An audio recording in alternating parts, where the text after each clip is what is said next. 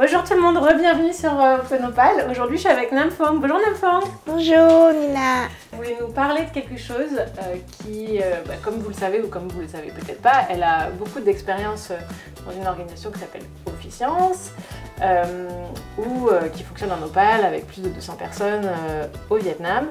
Et en fait, tu t'es retrouvée à vouloir faire avancer la cause du développement durable dans cette organisation, c'est ça? Oui, voilà. Effectivement. Et donc aujourd'hui, elle va nous parler, elle va nous raconter un peu comment ça s'est passé et comment faire progresser une cause ou un sujet qui nous tient à cœur dans une organisation Opal où on n'a pas de pouvoir hiérarchique dans les mains préétabli.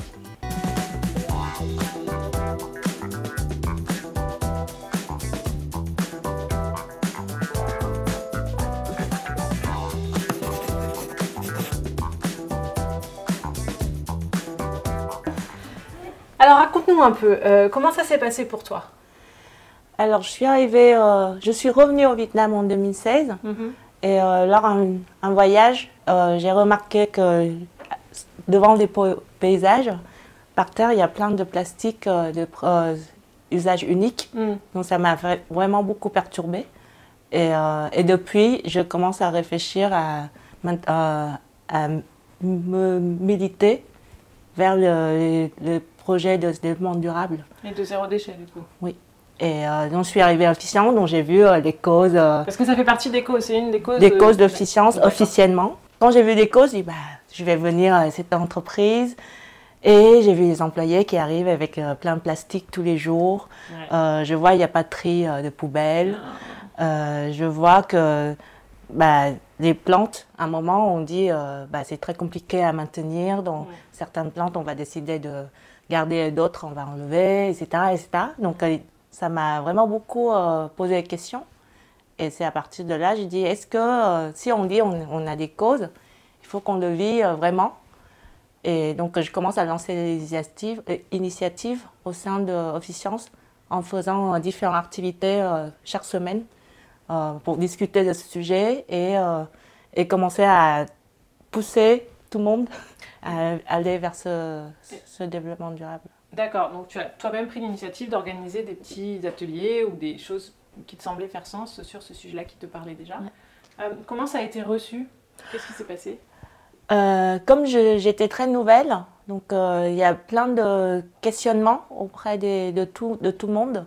Il y a des personnes qui m'ont dit mais tu fais quoi en Officiance? Pourquoi tu fais ces projets-là? D'autres personnes qui me soutiennent en disant c'est une bonne idée, on va lancer ensemble.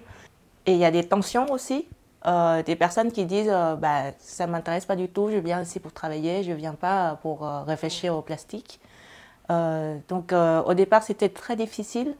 Mes projets au départ c'est des tout petites choses faciles, comme je pense dans les autres entreprises, c'est lancer une campagne une semaine sans plastique par exemple. Qui utilisent plastique, ils vont payer une petite somme. Et il y a des personnes qui refusent à faire ça. Et il y a des personnes qui rigolent en faisant semblant.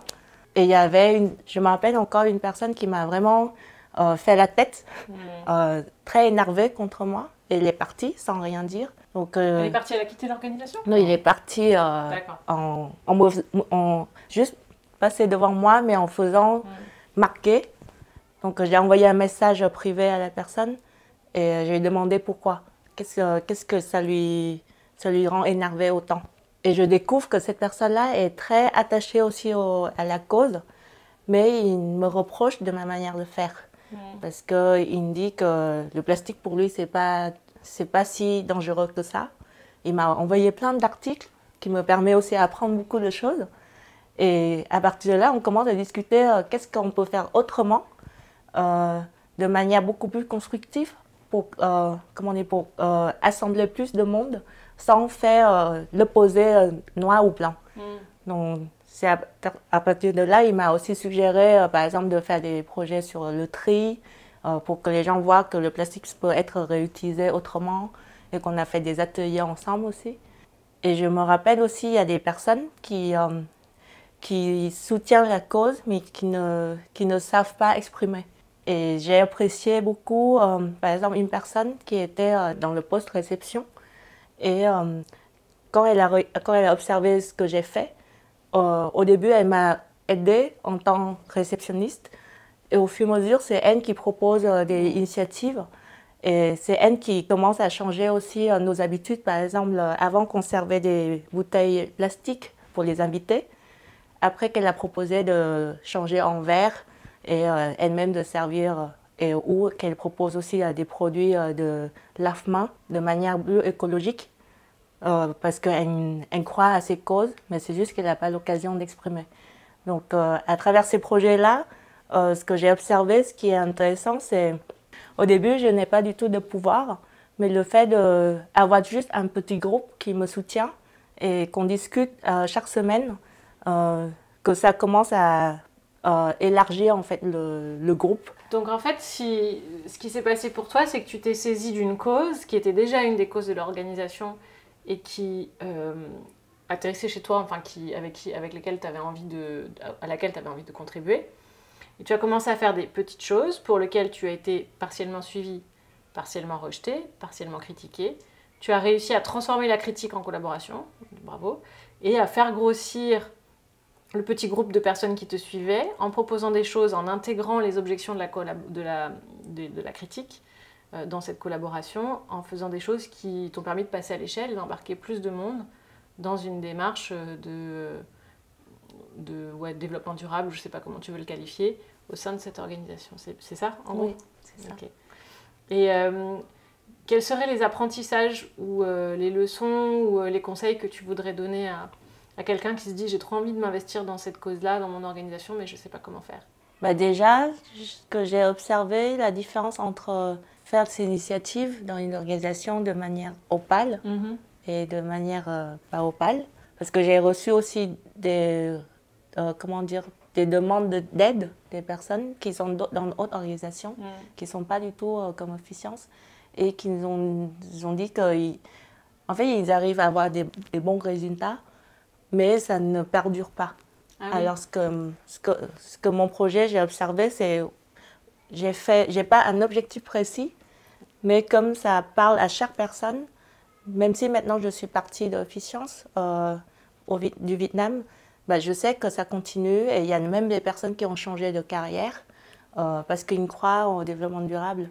Et ça, je pense que c'est Opan qui permet à faire ça, dans le sens que c'est transformer la personne lui-même, aller vers ce qu'il croit et qu'il voit qu'il y a un parcours, il y a un futur.